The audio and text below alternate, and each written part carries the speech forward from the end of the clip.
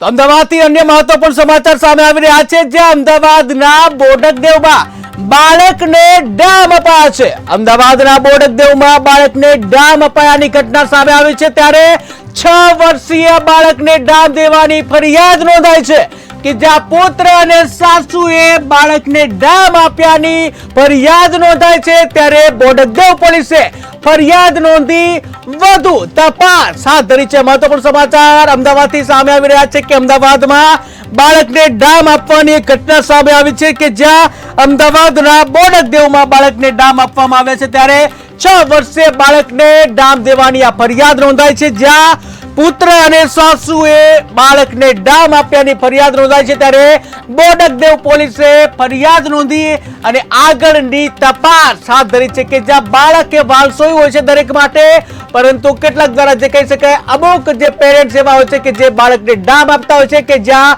આવી જે ઘટના સામે આવી છે અમદાવાદના બોડકદેવ વિસ્તારમાંથી, કે જ્યાં અમદાવાદના બોડકદેવ વિસ્તારમાં એક જે બાળક છે તેને ડામ આપવાની આ ઘટના સામે આવી છે કે જ્યાં 6 વર્ષીય બાળકને ડામ દેવામાં આવે છે કે જ્યાં બાળકને ડામ દેવામાં આવતા પોલીસ ફરિયાદ નોંધાઈ છે।